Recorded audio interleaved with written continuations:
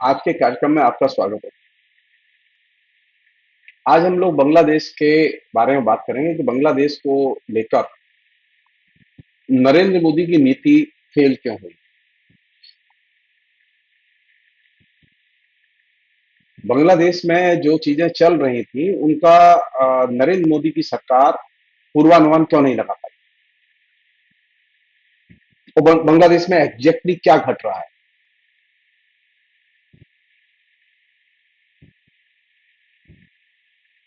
जैसा कि आप लोग जानते हैं कि शेख हसीना का आज एक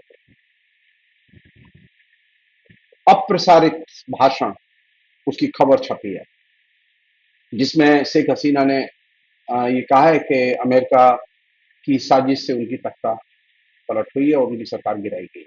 उन्हें इस्तीफा देना पड़ा। इस पर मैं बाद में बात करूँ। पहले बांग्लादेश के जो पूरे के पूरे घटनाक्रम है उसके संदर्भ में भारत की विदेश नीति और रॉ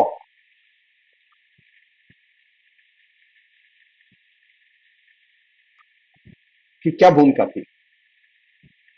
क्या भारत को इस बात का अंदाजा था कि शेख हसीना जो है वो इस्तीफा देने जा रही हैं या वहां तख्ता पलट होने वाला है।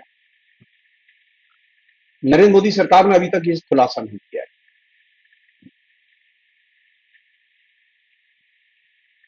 नरेंद्र मोदी ने इसका भी खुलासा नहीं किया है कि अगर वहां छात्र आंदोलन चल रहा था तो छात्र आंदोलन में जिस तरह के एलिमेंट काम कर रहे थे उन एलिमेंट्स को अगर सरकार मिलती है तो उसके क्या परिणाम निकलेंगे, इसका भी कोई पूर्वानुमान सरकार के पास नहीं था। अगर था तो उन्हें सर्वदलीय मीटिंग में कम से कम बताया जाना चाहिए। संसद में विदेश मंत्री ने जो भाषण दिया विदेश मंत्री को बताना चाहिए। नरेंद्र मोदी को स्वयं बताना चाहिए कि उनके पास में इसकी जानकारी थी कि नहीं थी। अब तक की जो जानकारी सामने है प्रेस की उससे पता चलता है कि भारत सरकार बांग्लादेश को लेकर एकदम अंधकार में थी। आप याद कीजिए 1971 के दौर को, जब पाकिस्तान की सेना ने सबसे ज्यादा अत्याचार किए थे बांग्लादेश में, जो उन दिनों पूर्वी पाकिस्तान कहलाता। उस समय भी क्या क्या घट रहा था क्या नहीं घट रहा था उसके बारे में, क्या संभावनाएं किस दिशा में चीजें जा सकती हैं इसके बारे में भारत सरकार की पूरी तैयारी थी और पूरी तैयारी के साथ भारत सरकार का हस्तक्षेप वहां हुआ। भारत सरकार का हस्तक्षेप नहीं होता तो बांग्लादेश आजाद नहीं होता।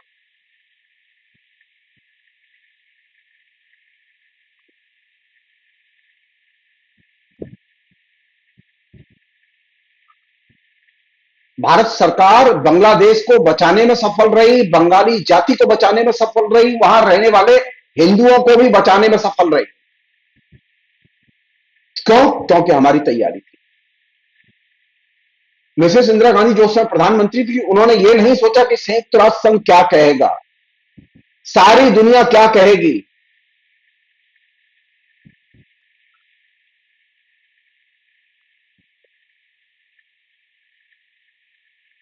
खुल के हस्तक्षेप किया और बाकायदा चीजों को संभाला।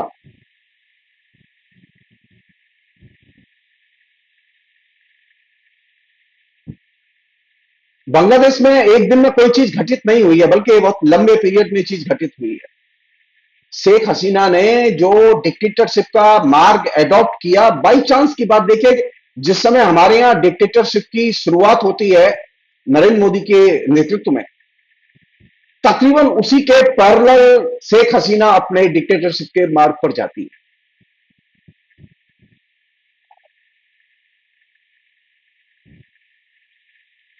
सब लोग जानते हैं कि डिक्टेटरशिप का मार्ग जो शेख हसीना ने चुना था, वो क्यों चुना था इसकी चर्चा मैं बाद के एपिसोड में करूंगा।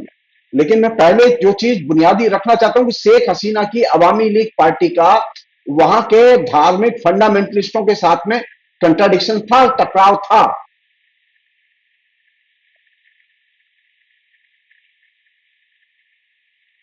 और इस टकराव के कारण अनेक बार खूनी संघर्ष भी हुआ अवामी लीग के और फंडामेंटलिस्टों के बीच में।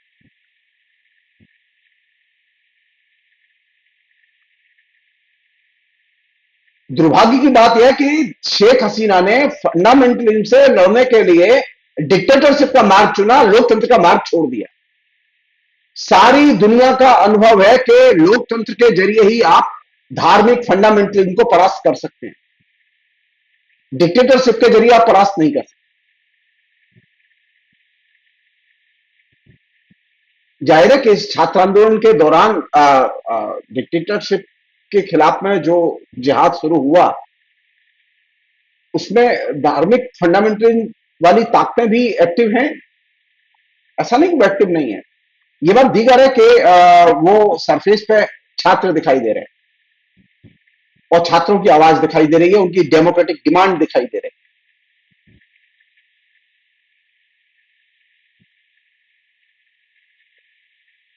अनेक मामलों में ये जो धनखड़ साहब ने, जो हमारे उपराष्ट्रपति हैं, उन्होंने जो कहा है कि लोग कोशिश कर रहे हैं कि नहीं नहीं, कोशिश कोई नहीं कर रहा है। अनेक मामलों में समानताएं हैं बांग्लादेश की शेख हसीना के शासन या अवामी लीग के शासन और यहां बीजेपी के शासन के बीच में।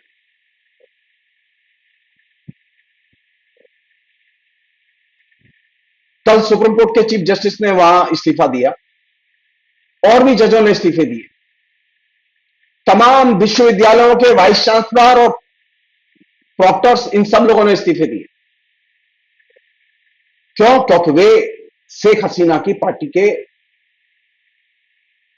समर्थक लोग थे।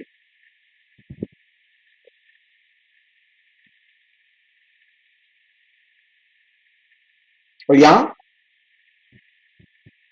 विश्वविद्यालय में किसके समर्थक लोग बैठे हुए हैं? केंद्रीय विश्वविद्यालयों में बड़े पैमाने पर जहां बीजेपी की शासन है, वहां कौन किस पार्टी के लोग बैठे हुए हैं? कौन नहीं जानता कि दो हाईकोर्ट से निकले हुए जज, एक जज तो काम करते करते ही वो बीजेपी ज्वाइन कर लिया, जो अब संसद तक आ गया है। दूसरा जज जो रिटायर किया, उसने कहा कि मेरी बैकग्राउंड आरएसएस की है। ऐसे भी कितने जज हैं? न्यायपालिका में पेनिट्रेशन ऐसा नहीं है कि बीजेपी का नहीं है।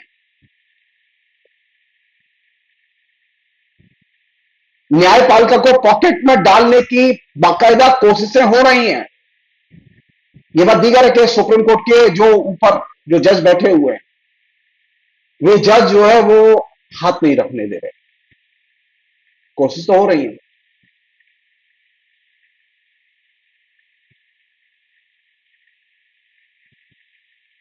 जज एक पार्टी के साथ रहेंगे, ये जो फिनोमिना अवामी लीग ने शुरू किया था, उसके रिफ्लेक्शन भारत में भी हैं।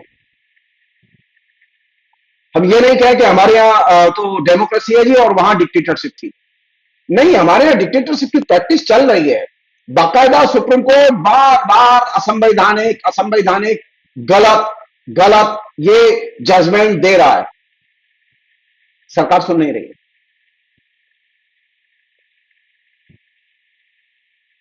बांग्लादेश का संकट, असल संकट शुरू हुआ तब जब अवामी लीग ने लोकतंत्र का मार्ग छोड़ के अधिनायकवाद का मार्ग ग्रहण किया।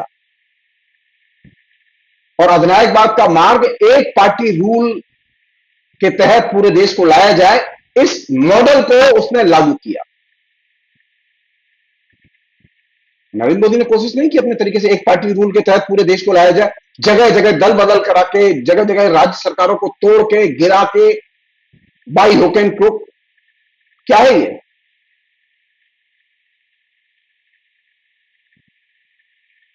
तो कुछ तो है जो कि जिसकी समानता है शेख हसीना के साथ में नरेंद्र मोदी की। अवामी लीग के डिक्टेटरशिप के शासन के साथ में नरेंद्र मोदी के शासन की डिक्टेटरशिप के शासन की समानताएं हैं कुछ।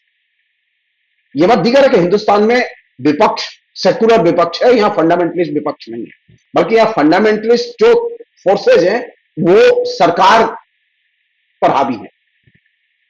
सरकार में एग्जैक्टली फंडामेंटलिस्ट फोर्सेस में बीजेपी है, लेकिन बीजेपी उनके दबाव में है।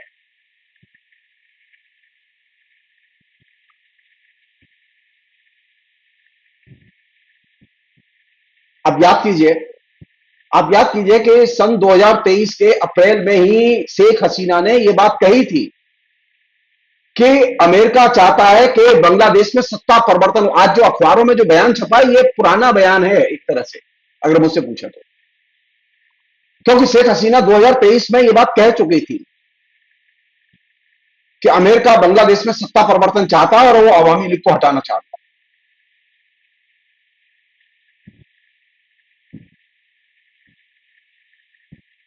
सवाल यह है कि भारत ने लोकतंत्र के रास्ते पर बांग्लादेश रहे, इसके लिए कोई प्रयत्न किया कि नहीं किया?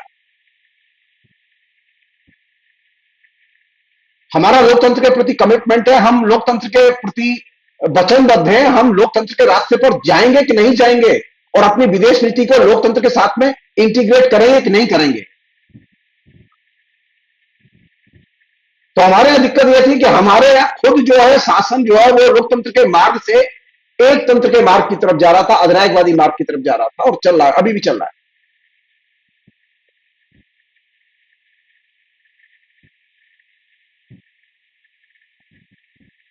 शेख हसीना ने 2023 के अप्रैल में यह बात कही थी कि अमेरिका ऐसी कोशिश कर रहा है कि वह एक ऐसी सरकार बनाएगा जो कि इलेक्टेड गवर्नमेंट ना हो।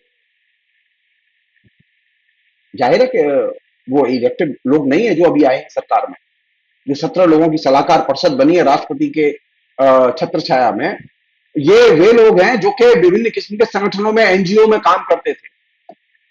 और ये जो मॉडल है सरकार का, ये वही मॉडल है जो 2014 में यूक्रेन में लागू किया गया। यूक्रेन में इलेक्टेड गवर्नमेंट टॉपल करके वहां पर वे लोग बिठाए गए जो कि पॉपेट थे।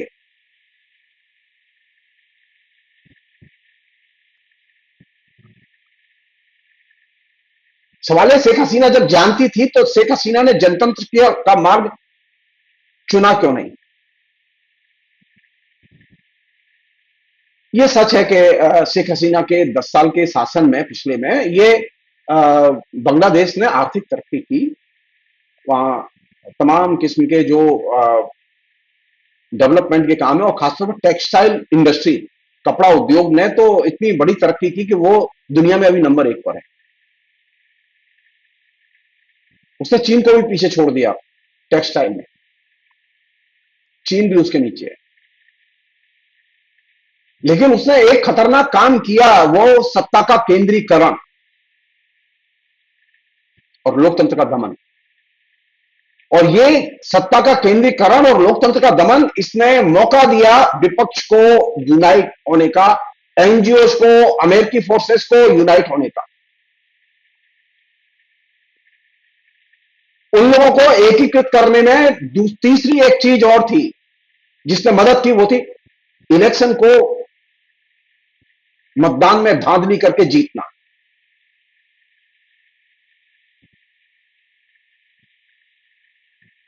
शेख हसीना यह मानती थी कि लोकतंत्र का दमन, मतदान में धांधली, विपक्ष का दमन, ये डेवलपमेंट के लिए बहुत जरूरी है। हमारे यहां भी नरेंद्र मोदी यही कहते थे, विकास के लिए बहुत जरूरी है कि उनका विरोध न किया जाए।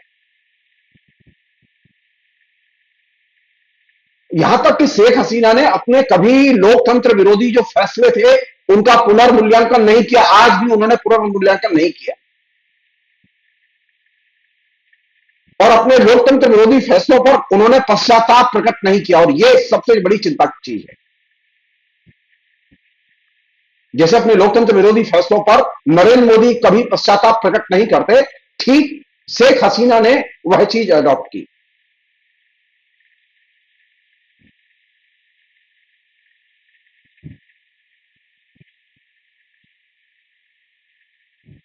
शेख हसीना ने एक अच्छा काम किया कि उसने क्या किया कि अपनी ये जो लोकतंत्र विरोधी इमेज को छिपाने के लिए उसने रूस से दोस्ती कर ली, उसने चीन से दोस्ती कर ली, उसने भारत से दोस्ती कर ली। तो भारत, रूस, चीन, ये 3 देशों से दोस्ती करके अपनी जो है सत्ता को सुरक्षित करने का उसने एक इंतजाम कर लिया, और एक इमेज बना ली, कम से कम कैंपेन नहीं होगा। और हिंदुओं को अधिनायकवाद के पक्ष में गोलबंद कर लिया।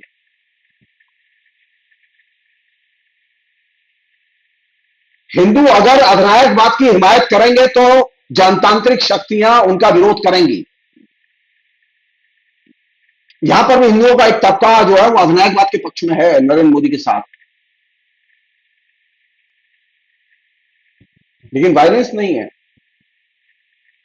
लेकिन हिंदू लोग तो वायलेंस करते हैं, आक्रामक ढंग से। हिंदू भगवा संगठन जो है वह बार बार वायलेंस की घटनाएं करते हैं, निर्दोष लोगों पर हमले करते हैं। बांग्लादेश में जो कुछ घटा है इस बीच में, जहां पर के बहुत सारे हिंदू परिवारों के ऊपर हमले हुए हैं, कुछ मंदिरों पर भी हमले हुए हैं, ये क्यों हुए? ये इसलिए नहीं हुआ कि हिंदुओं पर हमले करने, बल्कि इसलिए कि वे अवामी लीग के समर्थक थे।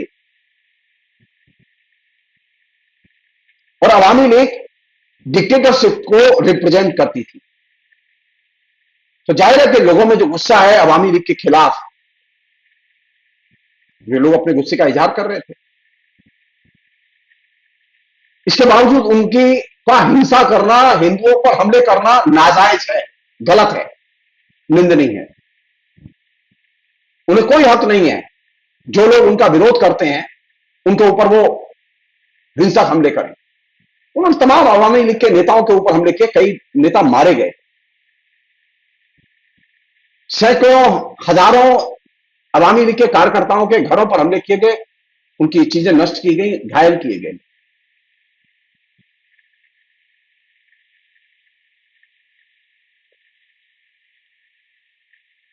सवाल यह है कि जब हम जानते थे कि अल्पसंख्यक अवामी लीग के साथ हैं, तो हमने कोई पूर्वानुमान क्यों नहीं लगाया? हमारी गुप्तचर एजेंसियां इस मामले में प्रॉपर फीडबैक देने में कितनी सफल हुई, इसका तो कोई अंदाजा किसी भी रूप में सरकार दे, विपक्ष को, संसद को दे।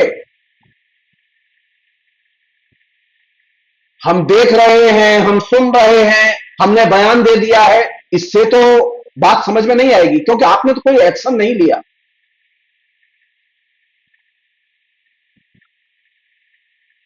इसलिए ये बांग्लादेश को लेकर नरेंद्र मोदी की नीति एकदम असफल साबित हुई है। कांग्रेस की सरकार रही होती तो बांग्लादेश इस गति को प्राप्त होता, इसमें मुझे संदेह है।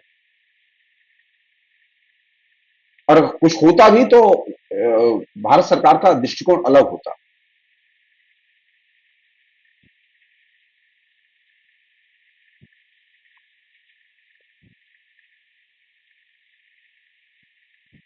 ये तो एक बात है जो कि अब निकल आई है कि जो हिंदू अल्पसंख्यक थे वो अवामी लीग का समर्थन कर रहे थे और वे एक तरह से अधिनायकवाद का समर्थन कर रहे थे। तो अधिनायकवादी राजनीति का तो हिंदुओं को चस्का लगा दिया उसने, उन्हें अधिनायकवाद का प्रशंसा को आराधक बना दिया।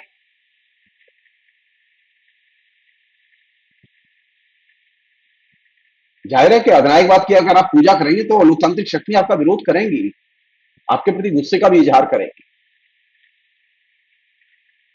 फिर मैं रिपीट कर रहा हूं कि उनके खिलाफ, हिंदुओं के खिलाफ हिंसा करना गलत था।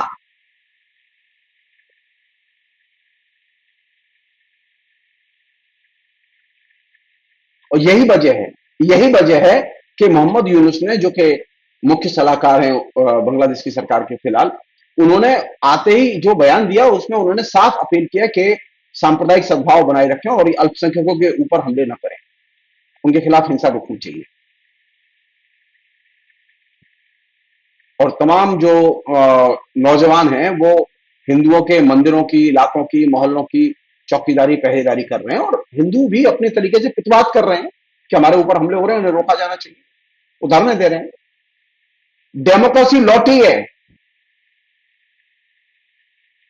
डेमोक्रेसी लौटी है, इसलिए हिंदू वहां प्रतिवाद करने की स्थिति में भी हैं।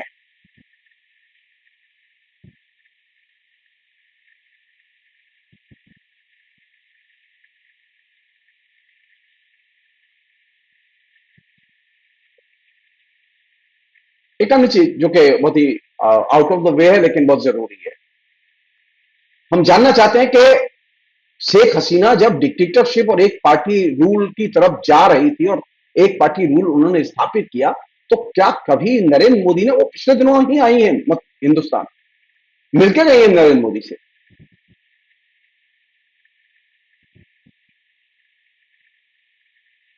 एकदम फोर्जरी करके इलेक्शन जीत के आई हैं वो, और उसके बाद मिली हैं। क्या नरेंद्र मोदी ने उनके इस तरह के रवैये की कभी कोई आलोचना व्यक्तिगत बातचीत में की? एक और चीज है, बहुत जरूरी चीज है, बांग्लादेश में अल्पसंख्यक फिलहाल समस्या नहीं है, बांग्लादेश में बुनियादी समस्या है डेमोक्रेसी। बांग्लादेश में सिर्फ हिंदू नहीं रहते, वहां मुसलमान भी रहते हैं। मुसलमानों के घरों पर सबसे ज्यादा हमले हुए हैं, इसलिए हिंदू मुसलमान करके बांग्लादेश के हिंसक वातावरण को न देखा जाए। अवामी लीग के बहुत सारे नेता जो है वो कौन है, वो हिंदू हैं क्या? वो सब मुसलमान हैं। उनके घरों पर हमले हुए हैं, तोड़फोड़ हुई है, हिंसा हुई है, लोग जिंदा जलाए गए। तो बांग्लादेश का संकट अल्पसंख्यकों की सुरक्षा का संकट और मुद्दा नहीं है, वो हाशिए की चीज है। बुनियादी चीज है लोकतंत्र। सवाल यह है कि भारत वहां लोकतंत्र की वापसी का स्वागत करता है कि नहीं करता। नई सरकार को बधाई दी है, काम में सहयोग, उनके साथ में बांग्लादेश और भारत के बीच में सहयोग रहे, इसकी कामना की है प्रधानमंत्री ने, अच्छी बात है। लेकिन कायदे से तो भारत को खुल के कहना चाहिए कि बांग्लादेश में लोकतंत्र की वापसी का हम स्वागत करते हैं। ये दो टूक बयान आना चाहिए, क्योंकि शेख हसीना की पॉलिसीज की वजह से, नीतियों की वजह से डेमोक्रेसी ध्वस्त हो गई और पूरा बांग्लादेश संकट में चला गया। शेख हसीना ने बांग्लादेश की जनता के हकों पर हमले किए,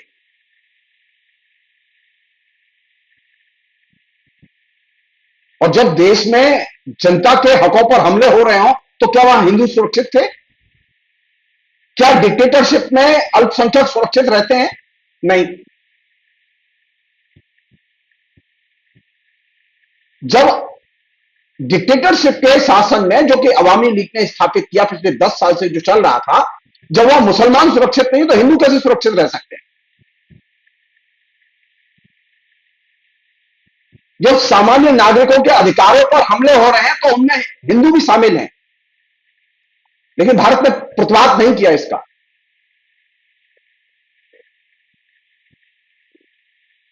याद रखें, अधिनायकवाद जब आता है तो सबसे पहले वो अल्पसंख्यकों के ऊपर ही हमले करता है।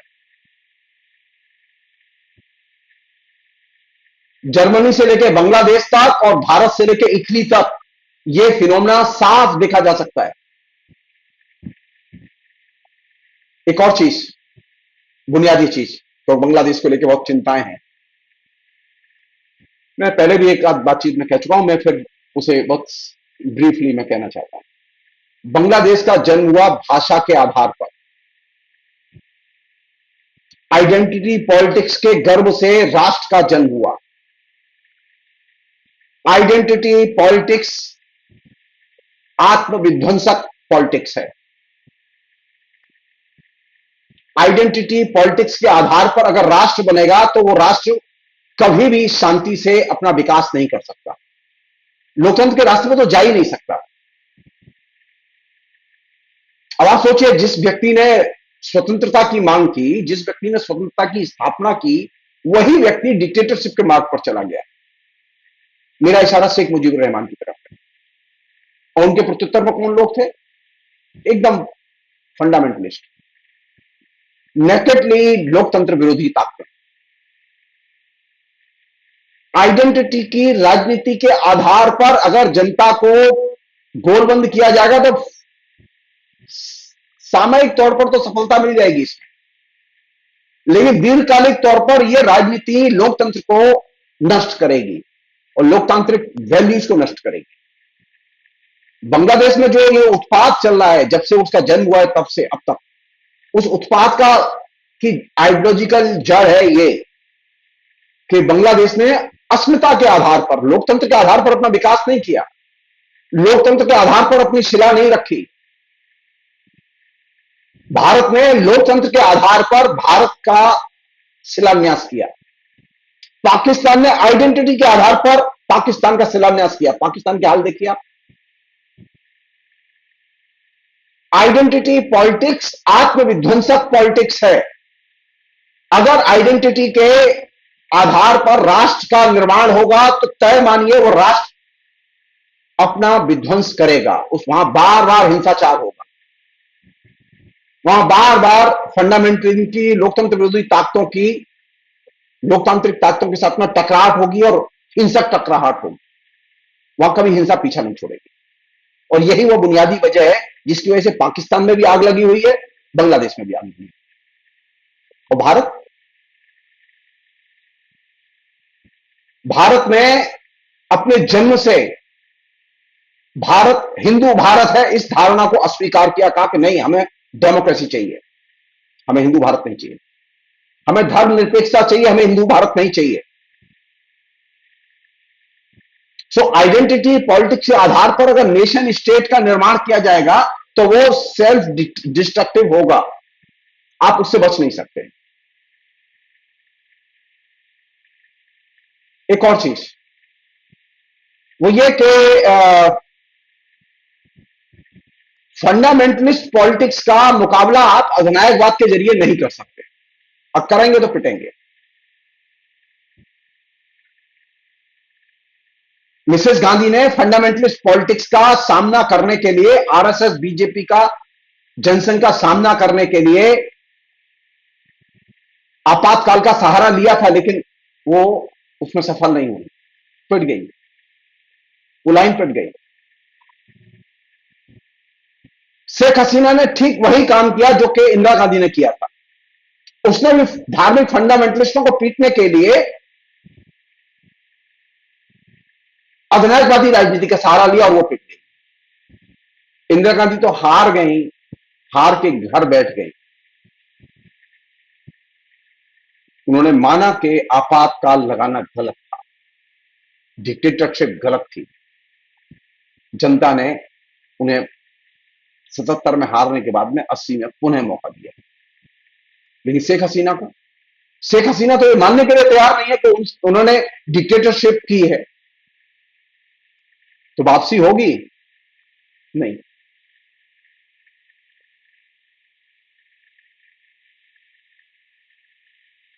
प्रतिक्रियावाद को, जो कि धार्मिक फंडामेंटलिज्म उसका हिस्सा है, प्रतिक्रियावाद को आप अधिनायकवाद के जरिए पीट नहीं सकते। प्रतिक्रियावाद को परास्त करने के लिए लोकतांत्रिक मॉडल और लोकतांत्रिक मोबिलाइजेशन, लोकतांत्रिक कार्यक्रम और लोकतांत्रिक मूल्यों पर जोर देना बेहद जरूरी है।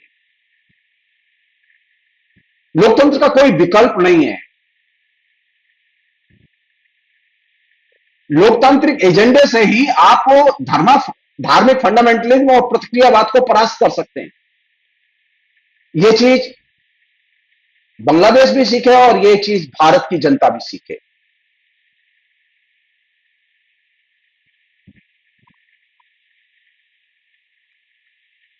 शेख हसीना का यह मानना था 2023 में कि अमेरिका जो कोशिश कर रहा है मेरी सरकार को उखाड़ फेंकने की, यह कोशिश सफल नहीं होगी, क्योंकि यह मुस्लिम देश है।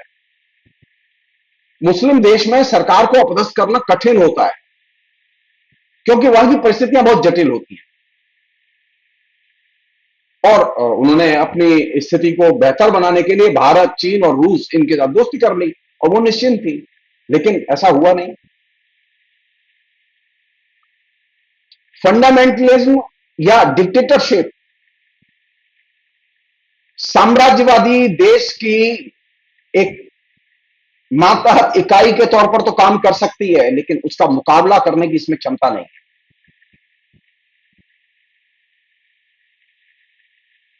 चीन, भारत, रूस की मित्रता कोई काम नहीं आई शेख हसीना की, किसी ने मदद नहीं। इस बार का जो जन विद्रोह है बांग्लादेश में, वो एकदम लोकतांत्रिक जन विद्रोह है। उसमें विभिन्न रंगत के लोग हैं। लेकिन असल संघर्ष तो लोकतांत्रिक ताकतों ने किया। लोकतांत्रिक एजेंडे पर वे लोग सामने आए और लोकतंत्र की स्थापना के लिए वे लोग सामने आए। इस बार के आंदोलन में प्रतिक्रियावादी ताकतों की भूमिका केंद्रीय भूमिका नहीं है।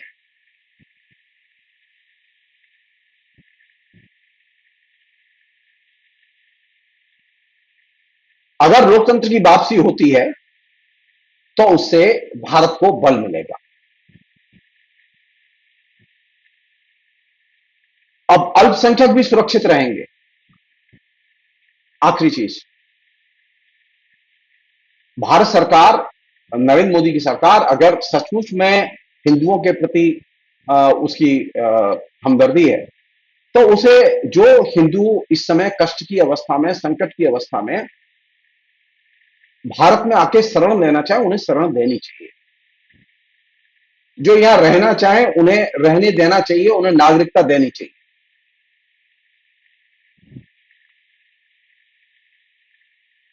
ये कौन सा तरीका हुआ कि वहां लोग परेशान हैं, वहां उनके ऊपर हमले हो रहे हैं, वो जान छोड़ा के वहां भाग रहे हैं और बॉर्डर पर बीएसएफ उन्हें खदेड़ के भगा रही है। तो जो लोग शरण लेना चाहते हैं इस विपत्ति की अवस्था में, उन्हें मदद करनी चाहिए, उन्हें शरण देनी चाहिए।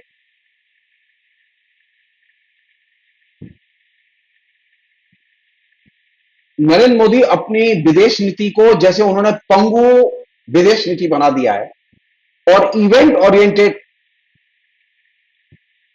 उत्सव ओरिएंटेड विदेश नीति बना दिया है, उस दायरे के बाहर निकलें और कूटनीति करें।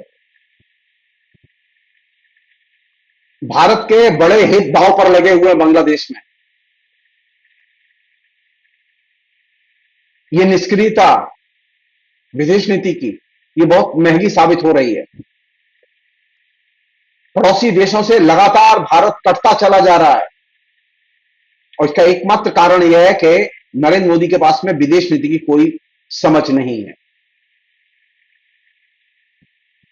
नरेंद्र मोदी विदेश मंत्री को भी खुल के काम नहीं करने दे रहे हैं। अगर विदेश मंत्री को भी खुल के काम करने का मौका दिया जाए और कोई बंधन लगाया जाए तो शायद रिजल्ट कुछ और आए। लेकिन जैसा कि अभी मॉडल चल रहा है नरेंद्र मोदी की पॉलिटिक्स का, उसमें तो यह है कि कोई भी काम करने के पहले नरेंद्र मोदी से पूछो। और नरेंद्र मोदी को कोई विदेश नीति की अकल ही नहीं है। आरएसएस के पास में विदेश नीति का कोई मॉडल ही नहीं है। आरएसएस के सो कॉल्ड अटल बिहारी वाजपेयी जिस विदेश नीति का पालन करते थे, वह विदेश नीति जिसकी वजह से वो उनका नाम हुआ, वह विदेश नीति वह थी जिसे कांग्रेस ने बनाया था। नरेंद्र मोदी को एलर्जी है।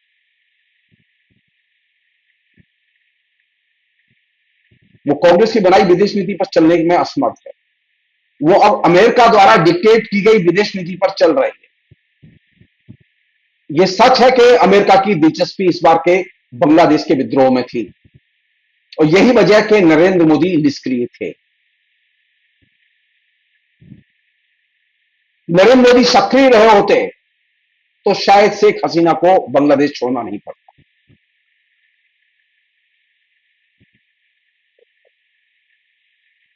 लोकतंत्र भी बसता, लोकतंत्र का अधिकार भी बसते। अब मुश्किल क्या है कि अब बाजी हाथ से निकल चुकी है। देखना यह है कि नरेंद्र मोदी अपनी विदेश नीति को कब एक्टिव करते हैं। फिलहाल इतना ही। बहुत बहुत शुक्रिया। Thank you.